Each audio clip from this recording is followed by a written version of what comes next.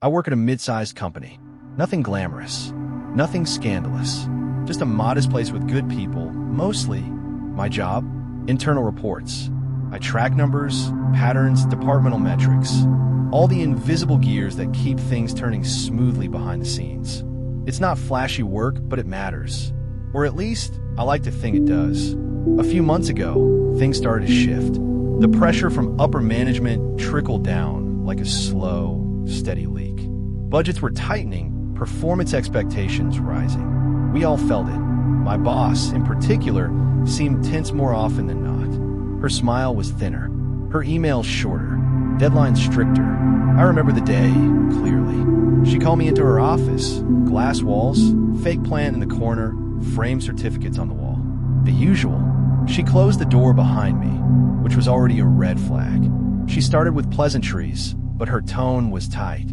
"Listen," she said, not quite meeting my eyes.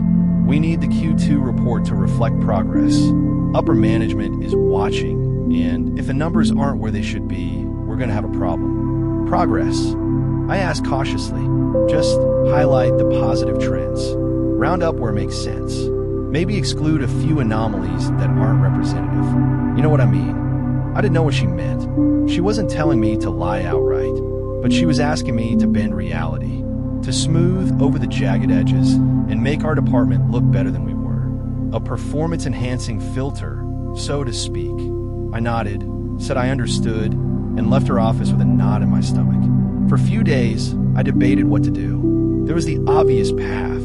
Do what she asked, stay in her good graces, and maybe earn some brownie points.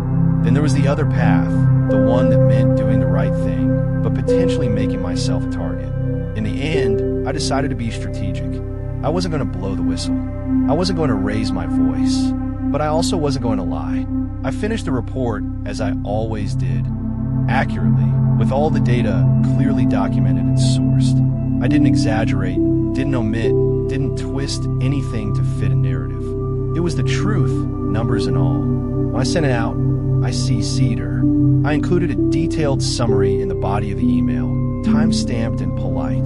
I kept the tone neutral, professional, just doing my job.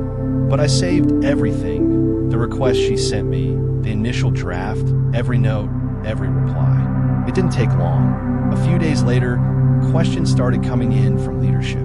They were confused. The numbers didn't align with the optimistic projections my boss had previously given them. Something was off. They wanted answers. That's when it happened. I got called into another meeting. This time it was with HR. My boss was already in the room, arms crossed, her face a carefully composed mix of concern and disappointment. "There seems to be some confusion about the Q2 report," she said, turning to me.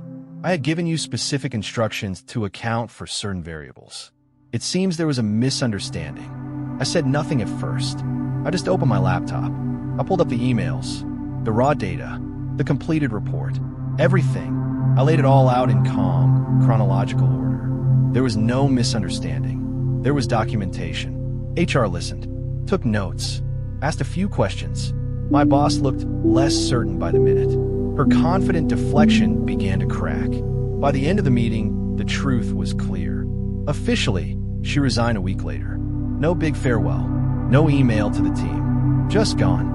A new interim manager stepped in, and we were told she had decided to pursue new opportunities. But everyone knew. People talked, not openly, but in whispered break-room conversations and Slack DMs. They knew she had tried to manipulate the truth, and someone had let her fall on her own sword. What most of them didn't know was that I was the one holding the blade. Not maliciously, not with vengeance, just with clarity. I didn't make a scene. I didn't gloat. I just did my job the right way and let the consequences play out. It's strange. When you think about office politics or unethical behavior, you imagine dramatic confrontations, shouting matches, or dramatic exits.